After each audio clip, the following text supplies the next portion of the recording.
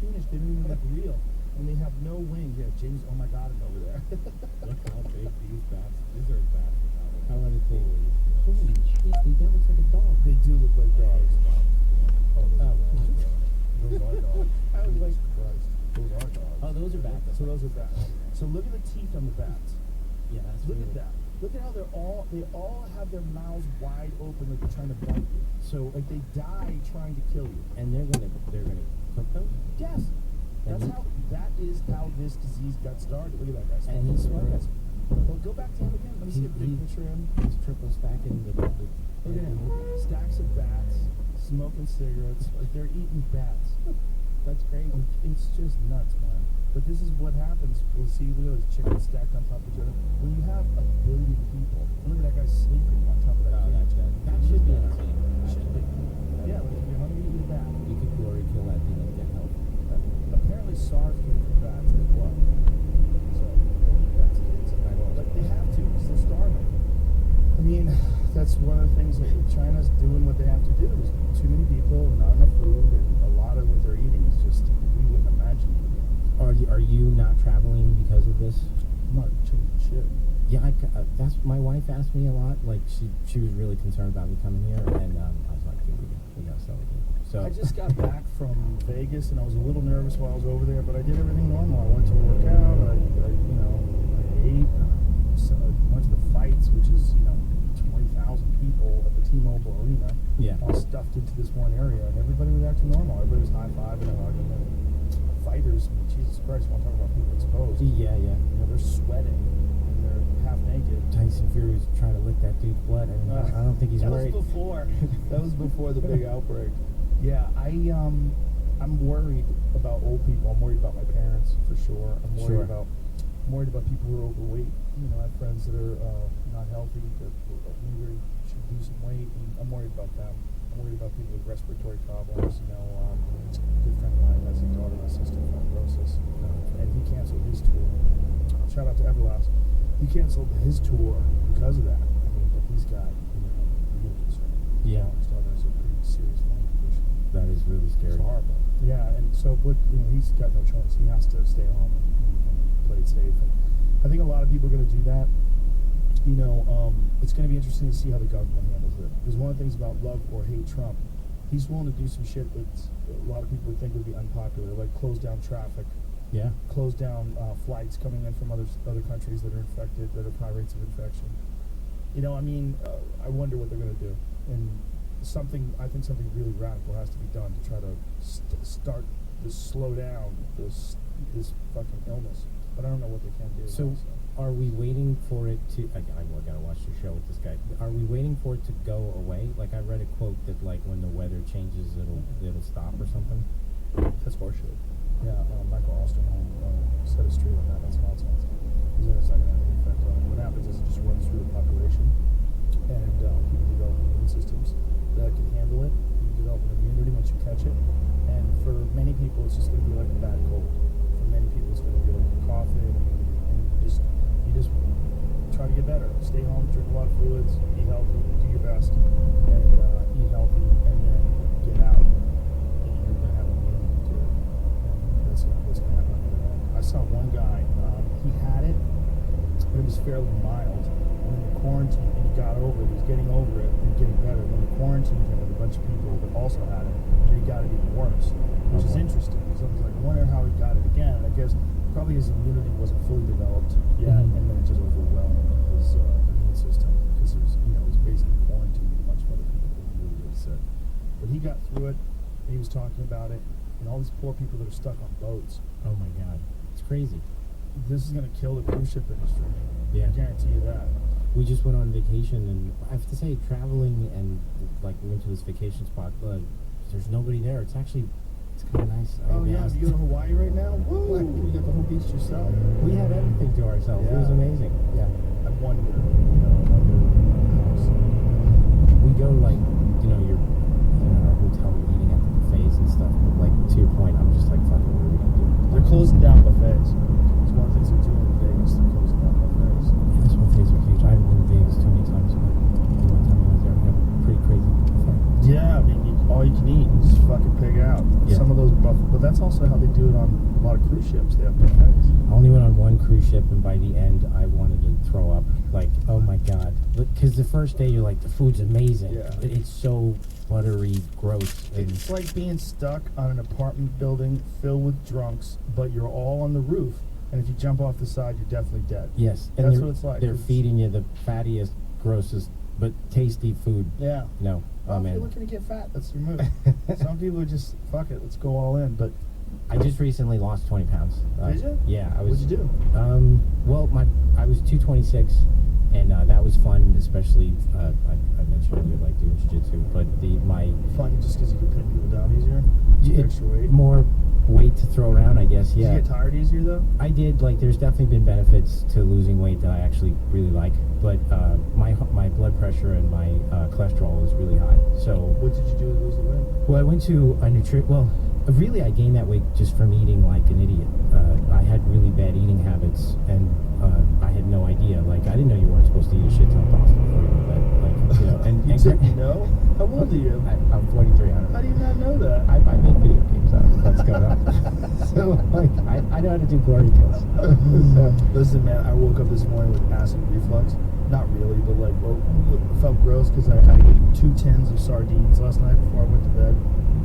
Yeah, so I'm not smart either. I went to a nutritionist, and she just kind of coached me on like basic stuff, and it was remarkable how much weight I lost just by not being, stupid. You gotta just go to bed hungry. Yes. You're way better off going to bed hungry than eating a big meal before you go to bed. But I come home from the comedy store and it's late and no one's home.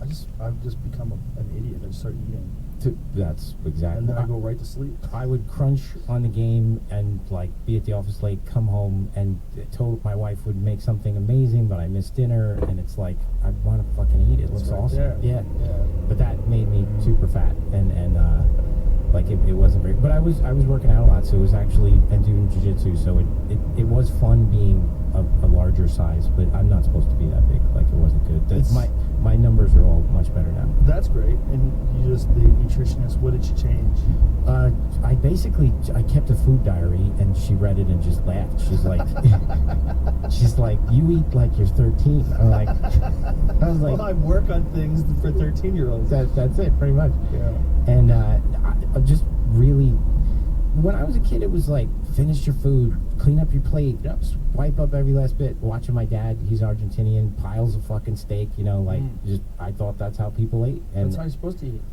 yeah, but not at like 11 o'clock at night, I guess. Yeah. I just don't think you're supposed to eat and then go to sleep. It's just not a I smart didn't move. do a vegan thing. I asked her that. I was like, should I not eat? She's like, no, it's kind of the basic stuff. I eat the little bit of all these food groups, and I just eat in moderation. Also, when I moved to Texas, the Asian food scene there is amazing. And Oh, really?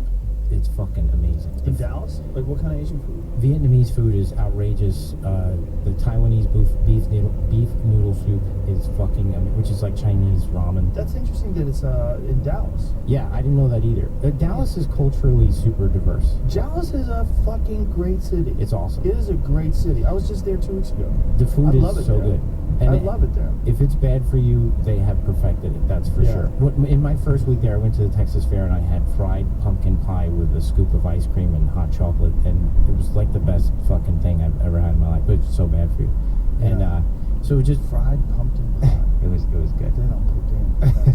No, the whole fair is just fried stuff. Well, fairs are ridiculous. yeah, it's just Just going to a fair is ridiculous. Just you're gonna get fat just walking through the gates. I did, definitely. And then honestly, like the work was so intense. By my own doing, I was so into making Doom, and still am. But I had to balance it out. Like, I think I was reaching a milestone of like learning how to eat better and sleep right. Like, I was just acting like I was still in college.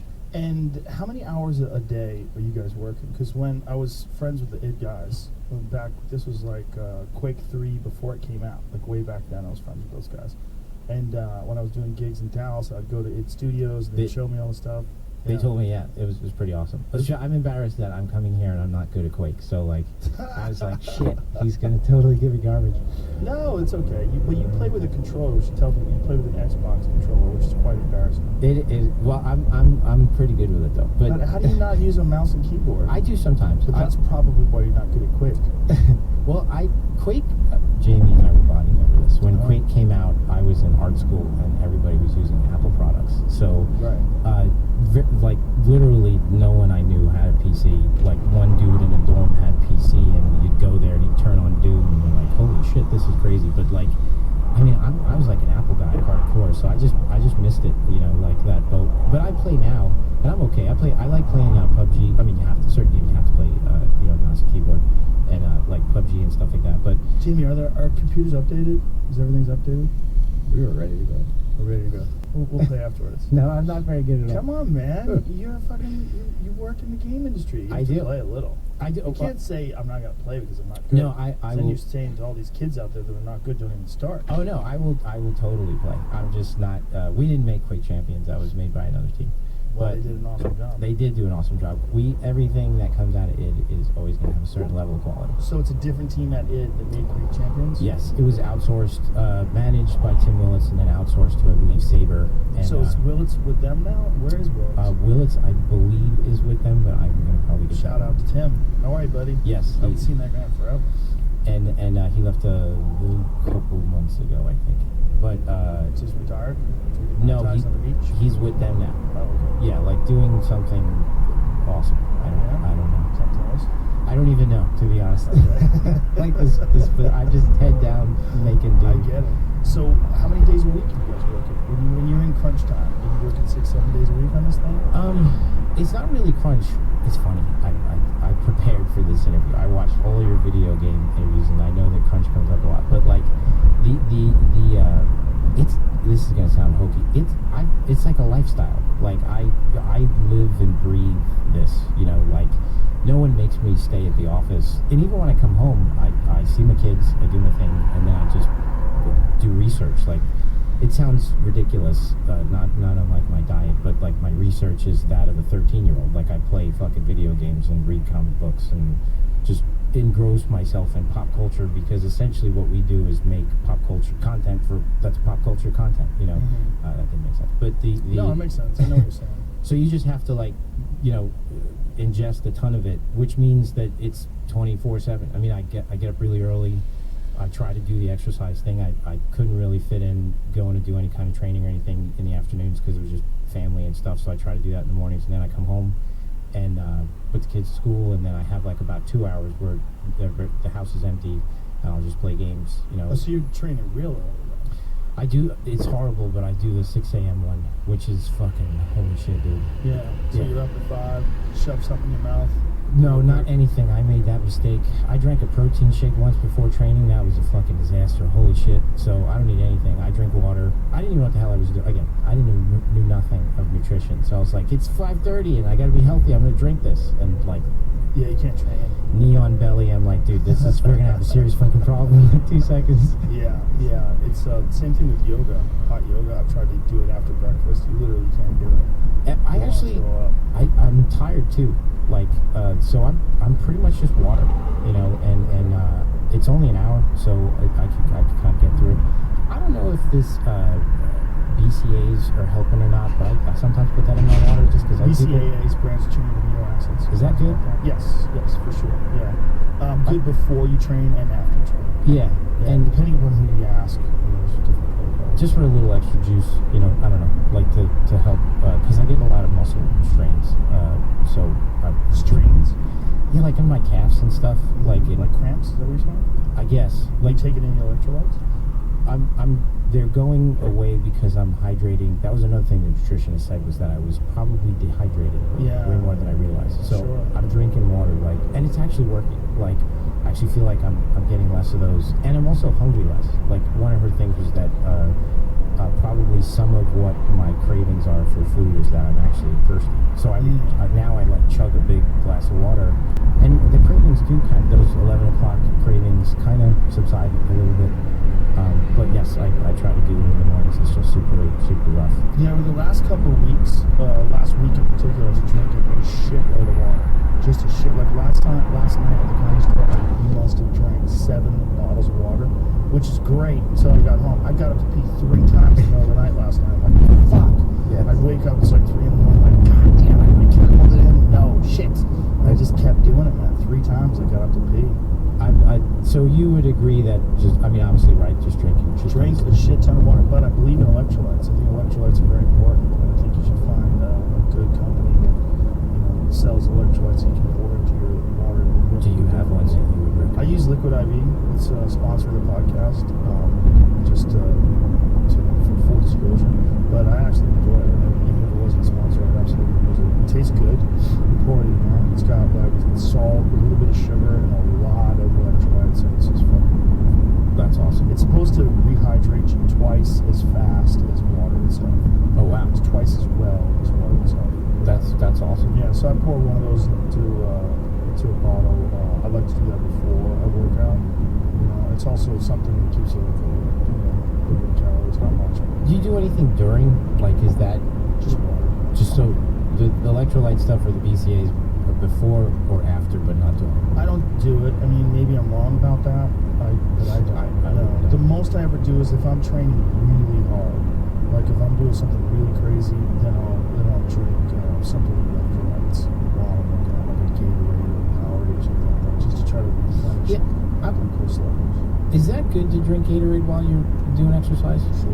Okay. Yeah, Because I not feel fun. like it is. Like, when Yeah. I'm pretty exhausted, I have to Yeah. be honest, they have little bottles of Gatorade. I do get energy. Yeah. I mean, there's a reason why athletes drink it. They're not assholes. That's true. Yeah. I don't know. They're always drinking the logo's on the cup, but I'm like, is that like some kind of special powder? The issue with things like Gatorade or Powerade or any of those, sports drinks, air quotes, is if you're not doing sports, you shouldn't be drinking them. Yeah. It's like if you're just laying around drinking Gatorade, there's a fuckload of sugar in that shit. But if you're running hills, or if you're rucking with like a 50-pound backpack on and you're goddamn exhausted, well, if you drink one of those things, it'll give you some energy and it'll replenish some electrolytes and give your body some glucose. There's some benefits to that stuff. It's just when to use it and where and why you use it is what's important. But there's definitely benefits to taking those sports drinks. Your facility out there is fucking awesome. It's pretty dope. I love it. The bats thing that there's Clubs, clubbells, yeah. That's pretty crazy. Yeah. I've never done any kettlebells, or I need to though, because I don't know I that. can show you some of the stuff. It's pretty easy. If you have like a lightweight kettlebell, you can learn it. You really should start with a lightweight once you hurt yourself. Who's the guy who works for you? He's got the beard. I met him first. Taylor? Taylor, I think. He has a black t-shirt on. Jeff? Yeah, Jeff.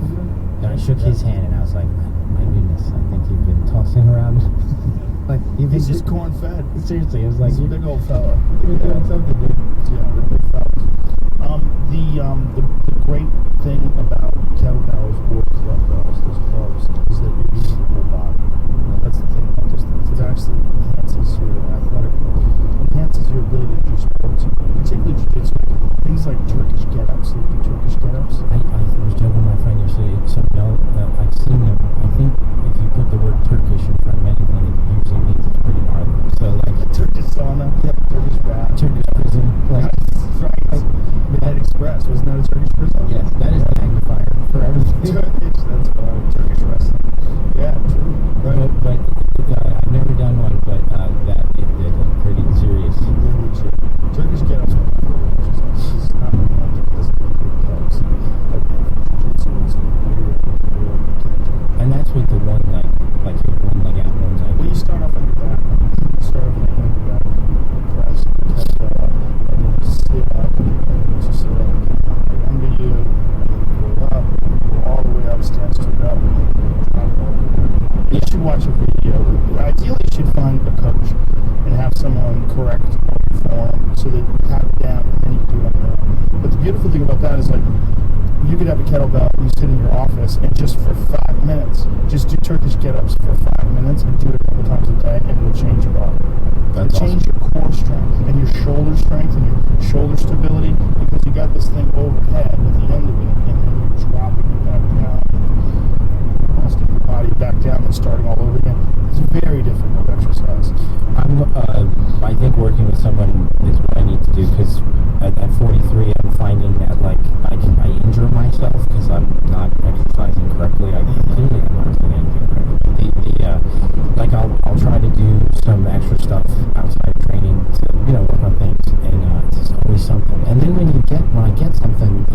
everything up for months. Like, I did something on my bicep, and I couldn't do half the shit I needed to do, you know, in the morning at training. Like, it was a pain in the ass. So actually, I'm not really doing anything anymore. I do just some basic, simple shit. But like, Basic, simple shit is fine. Like, just body weight squats, chin-ups, push-ups, stuff like that. That's it. All that stuff's real good for you. The thing is, like, you're doing something right because you got a perfect body, right? And Yes. So congratulations on that. Thank you. But also, you know, you're doing jiu-jitsu. That's a fucking hard thing to do.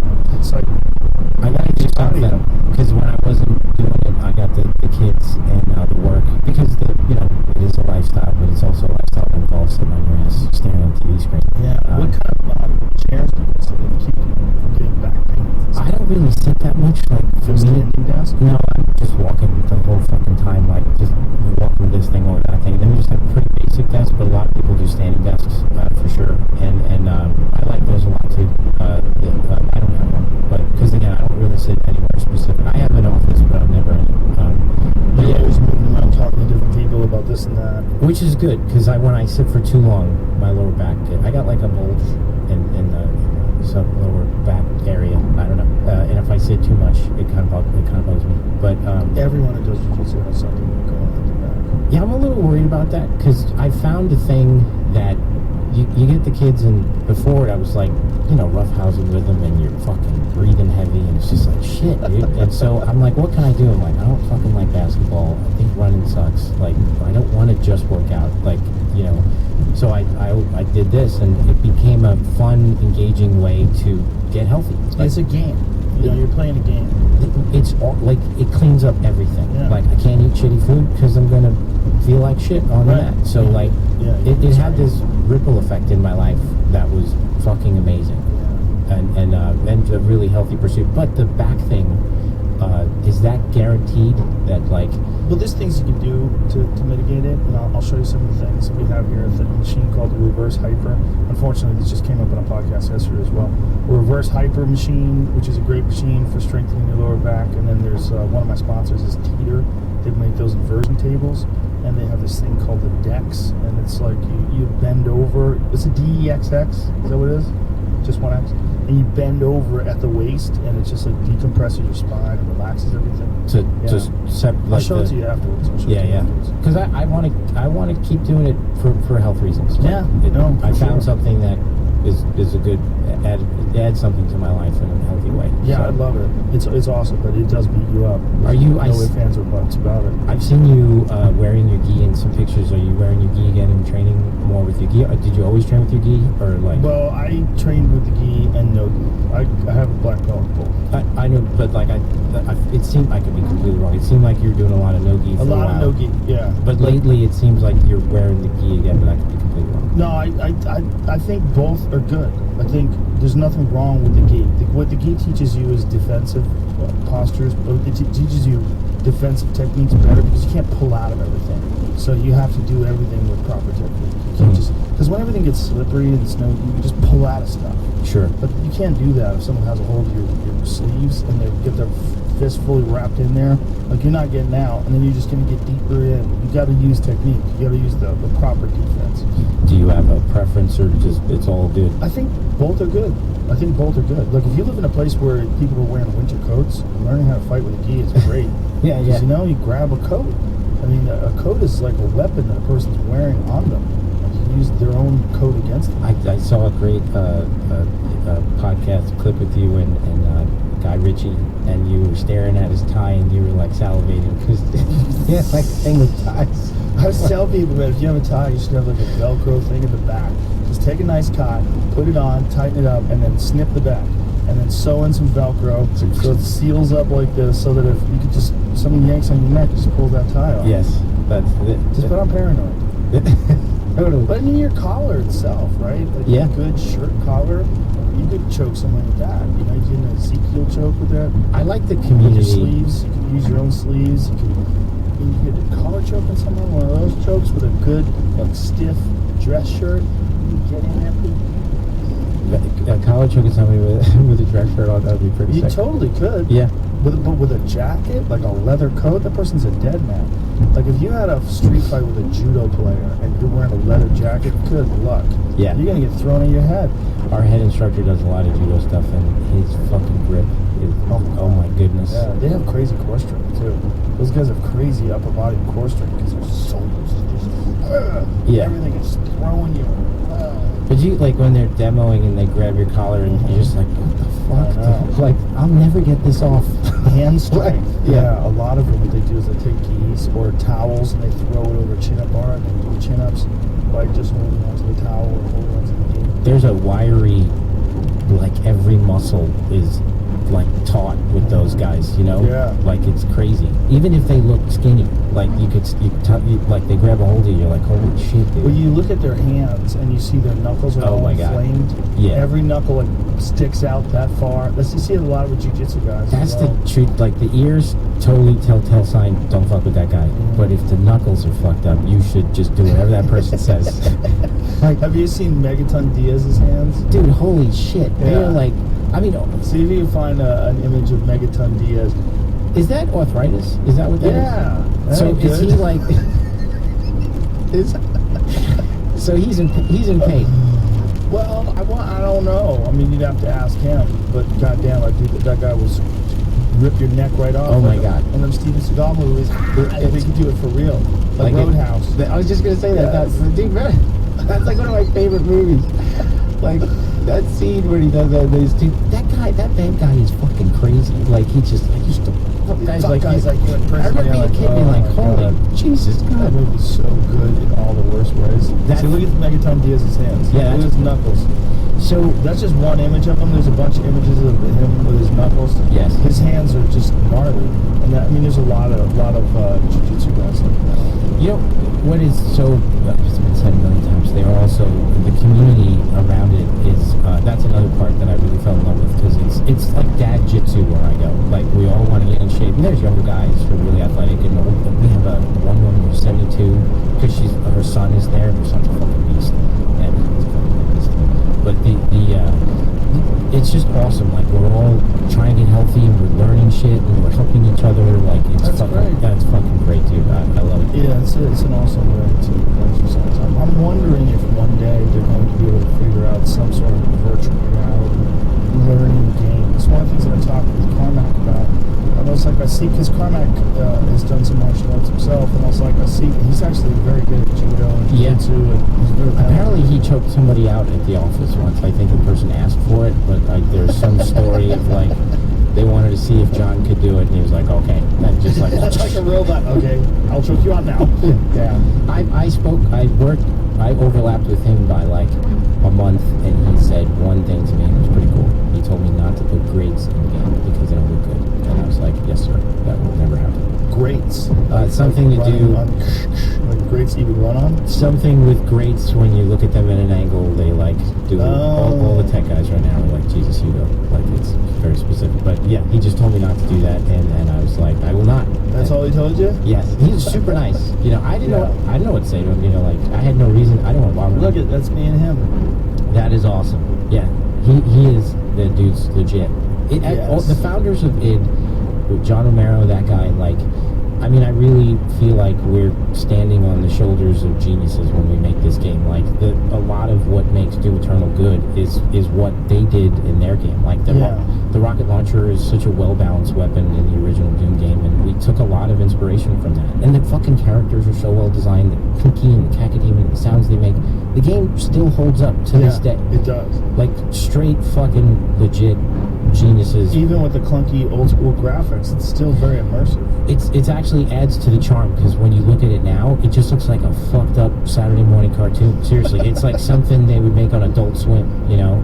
Yeah, well, Quake 1 became a big hit even after Quake 2 and Quake 3. A lot of guys went back to Quake 1. Yeah. Because it was like a faster game, and it was like, and a lot of times guys actually cut all the textures out anyway. Yeah, so they could see everything. Yeah, which is really weird. I just last year played through Quake 1 single player and Quake 2 single player campaign with mouse and keyboard. Yes, you would be very proud. But I didn't play the multiplayer. But I actually am going to just become awesome at Quake Champions. Real.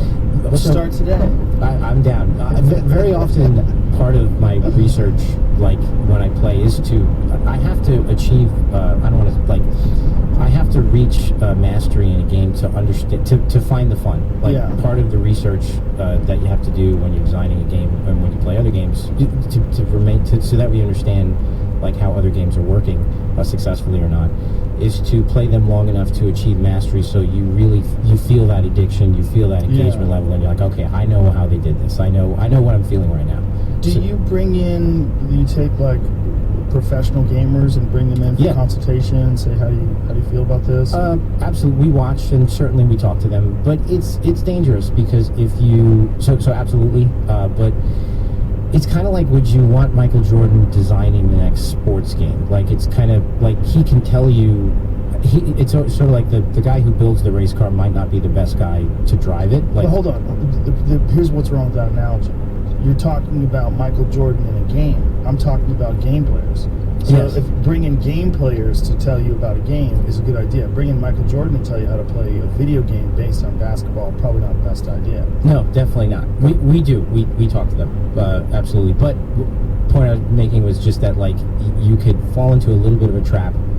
It's absolutely part of the process. It's the smart thing to do. Again, like, if you're building a race car, you go talk to race car drivers and say, like, how does it feel? What do you think? Like, well, this is loose. That feels odd. Okay, we'll go fix it, you know? So how does a game like Doom Eternal start? Does it start? It starts with a meeting. Say, hey, we are thinking about doing this.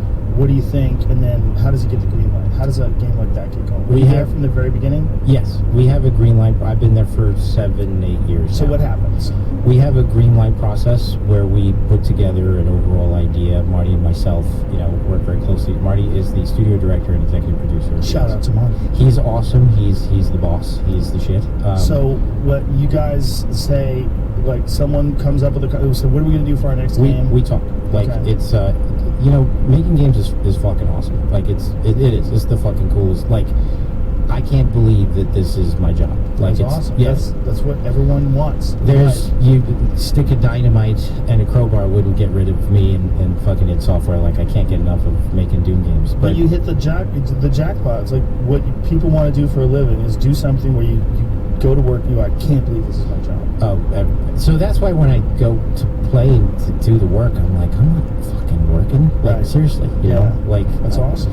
So, which can get a little out of hand, I guess, sometimes. But the in terms of like balance and like doing other things and like, get up and exercise and do something. Me and Marty, we talk quite a bit, and it's commercial art. It's business and art and creativity coming together, and we have the schedule and we have to work out the budgets and stuff like that. But ultimately, we begin with like a conversation about like what it is we want to do. We're talking all the time, he and I, about stuff, and then we talk to other people on the team. But essentially, it begins with the executive producer and the director of the project getting together and talking. Then we work very closely with our publisher, and you start to formulate a plan. And we had a plan, and a good one, for Doom Eternal. And it's cool because we just recently had a meeting with our publisher where we were able to bring up some of the things that we talked about 3 years ago, and they are working now, which is a good sign. Like, you are pivoting a lot during development, for sure. Like, okay, that didn't work, let's try something else. But what do you base it on? It didn't feel fun to do, or it didn't look cool?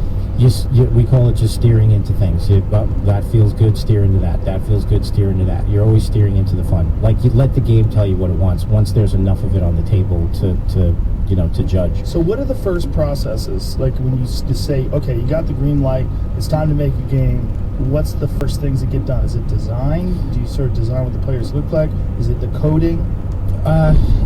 It's like everything. I mean, they begin the engine, all the different processes. Is it a unique engine, or are you using an existing engine? And this is very good questions for Marty, the executive producer. But yes, they begin making the engine based on what they want to do next and the goals there. And that has to, like, this is the engine of the race car, and we're discussing the kind of race car we want to make. So we should explain to people what we're talking about. We're talking about a 3D engine.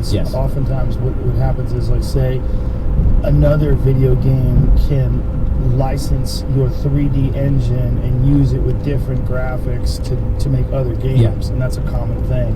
Yes. The 3D engine is what we're talking about, which is every game has a different feel. It's like some people, like when during the Quake days, some people were really into Unreal, right? Remember that game, Epic Yeah. Games? And they were like, this game has a different engine. I love the way this engine feels. Yes. You know, because they all have different sort of Carmack physics. made Yeah. some good fucking engines. Yeah. Oh my God, dude. He's a smart guy. Well, he recognized the balance of speed to like real world physics versus sort of cartoonish shit. Like what's the fun balance? It seems like Quake 3 was like a really fun balance, whereas Quake 2 was a little slower. Quake 1 was way crazier, way faster, but didn't look as cool. What is your favorite? Champions. That's Quake awesome. Champions is the best. Tim is happy. It's the best. That's awesome. It's the best. It's everything As it in should Quake. be. Yeah, it's everything in Quake, but ramped up. I don't like all that stupid shit, like when lizards spit on you and it's poison, you run through it. Like that's Yeah, really yeah. weak. But the weapons are really well balanced, and the maps Yeah. are amazing, and the graphics are off the charts. The graphics are so cool. Like, while you're playing, you're like, what the fuck? Dude, it's crazy, and the artists are so amazing. I mean, the work they do is so inspiring. That's the coolest thing. Like you love what you do. You love the medium that you work in. I feel so fortunate because, and I speak for all of us at the team, we fucking love the type of game we make. I mean, you just saw it, dude. It's so It's cool. fucking absurd. It's like So an cool. R-rated psycho cartoon, but Yeah.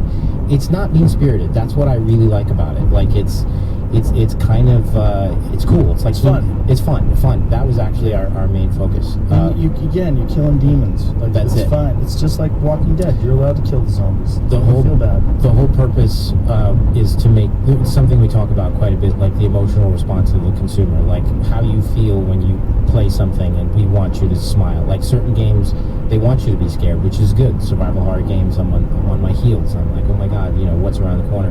In Doom, we want you on your toes, smiling, like just fucking barreling forward. Like, what am I gonna murder next? Like, where is it? But it's frivolous and it's fun and it's junk food, but as we say, there is quite a bit of nutritional content in there. Like it's a smart game. Is there any pushback against these kind of games? Like when you guys produce a game like this or create a game like this, is there any where people are like, this is too violent, this is awful, Not really, because it's not against humans. Like it's not. There's no agenda. Like it's not. I guess we don't really deal with that because you're murdering cartoonish looking fucking demons, Right. And dude, believe me, like we take full advantage of that. Like I said, you shoot straight up Steven Seagal these motherfuckers right in the head. Like it's awesome. And I don't think you should say Steven Seagal anymore, and definitely don't use it as a verb.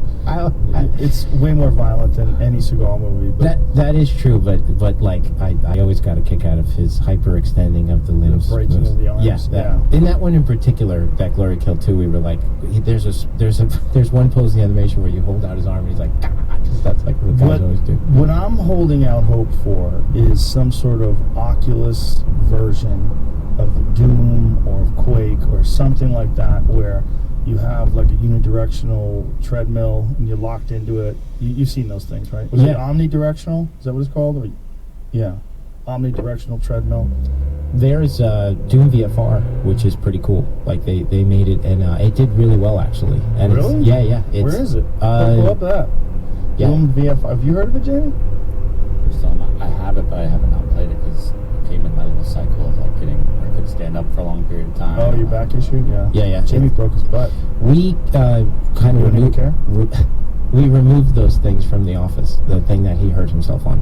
Oh, the hoverboards? Oh my goodness. Yeah. So 1 minute people are laughing, check this out. Next minute some dude's ankle is just straight fucking hanging off his leg. So this is the VR version of Doom? Yes. It is. Oh, this looks pretty goddamn good. And so how are you moving around? You're teleporting, just like he Yeah, but how are you walking? I think that's it. I think You just teleport? You stand still?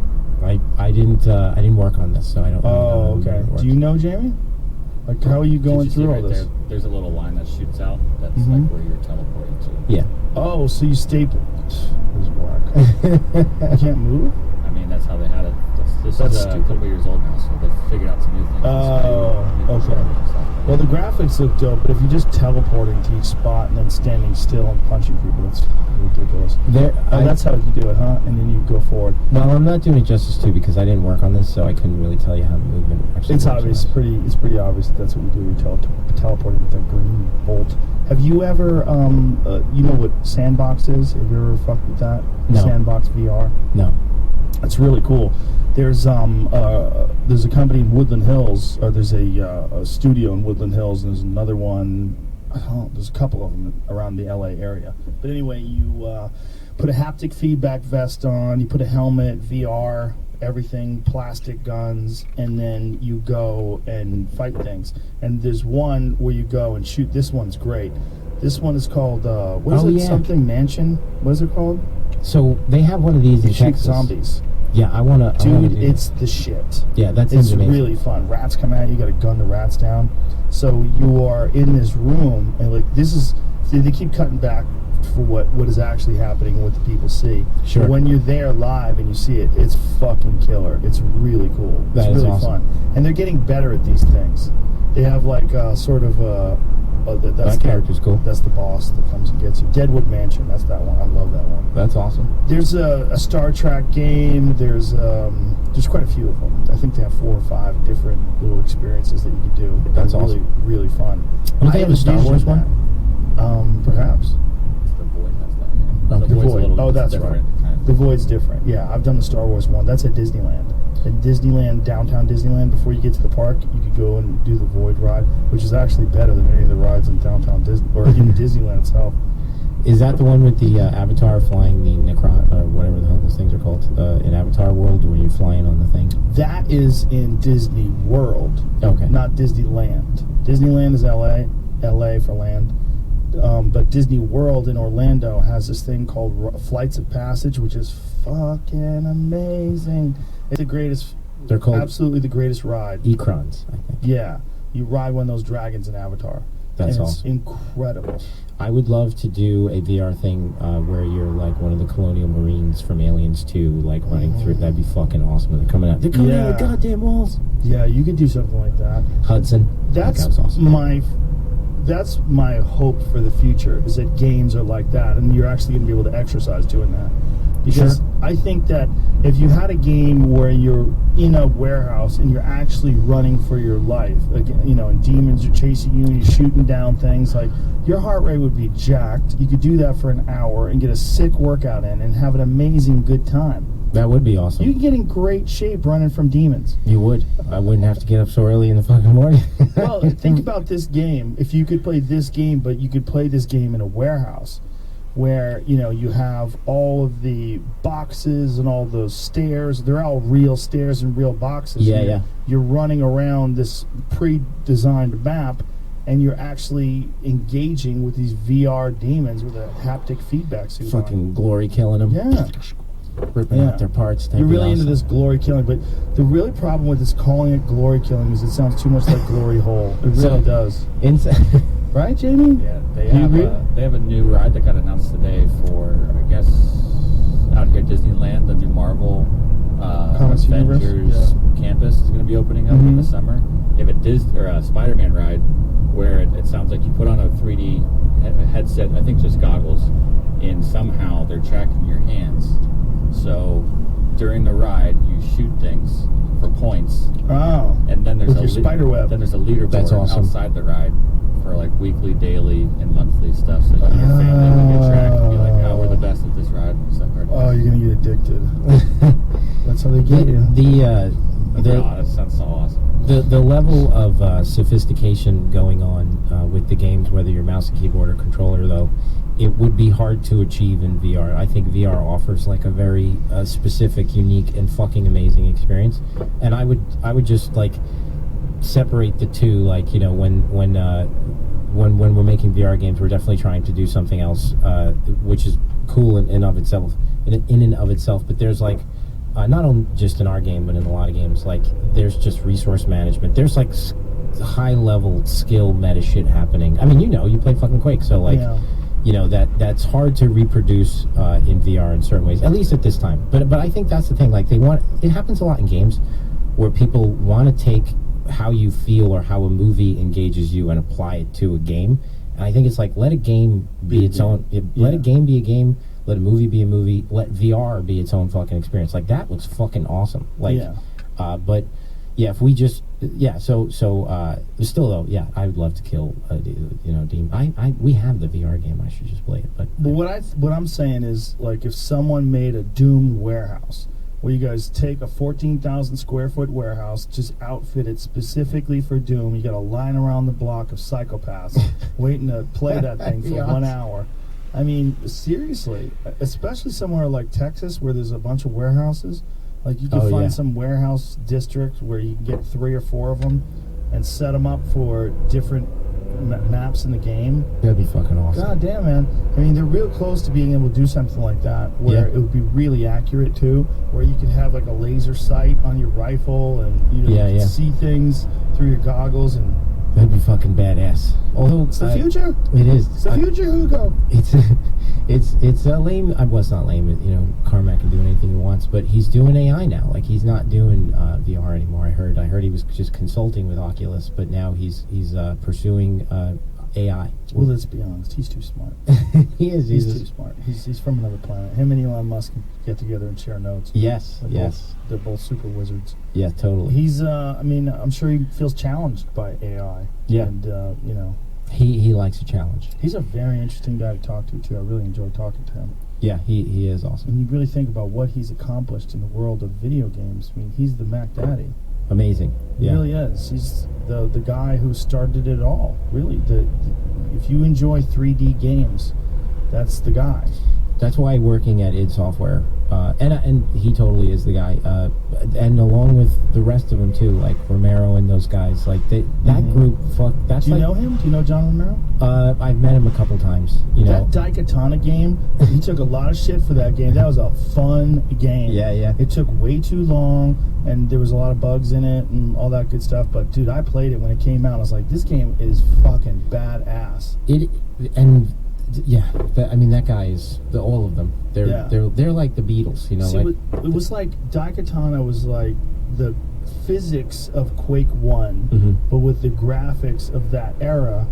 See if you can find a video of a Daikatana in game. It was a fun game, and I was like, this might catch on, but people were down on it. Call Brendan Ryder.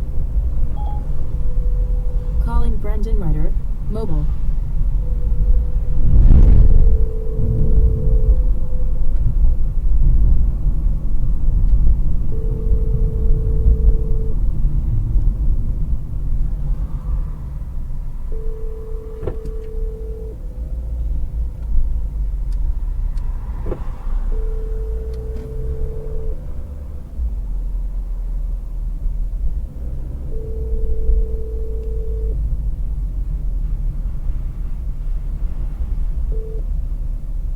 You've reached Brendan Ryder. I'm not available at the moment. If you leave me a message, Before it ever came out, there's so much shit talk about it because it took so long and cost so much money, and they had these giant offices in Dallas with this huge penthouse. Yeah. They're spending so much money. I personally think they some of the best work that they. That's a little dark. Yeah, this image right here is dark. Yeah. This is not the best video in terms of like what you're able to see in-game stuff. Yeah, there was a lot of hype and certainly. See if there's some other video, because that's like so dark you can't see anything. Is that it? Yeah, it was online. Yeah. On the internet. Call Taylor Hamasaki. Which one? Hamasaki. Which phone number for Taylor Hamasaki? Yo. What up, Pat? What up, guy? How you doing? I'm out here big chillin'. Big chin. I could hear the nerves in your voice. Oh, word? Oh, word? Yeah, how you doing, man? Word? Where are you at right now? I'm at my parents' place getting dressed. Then I'm about to head to Palo Alto High School in like the next 10 minutes. For sure. I'm at Palo. I just don't know. It's been years since I've been here. This school's all different. Gosh, are you in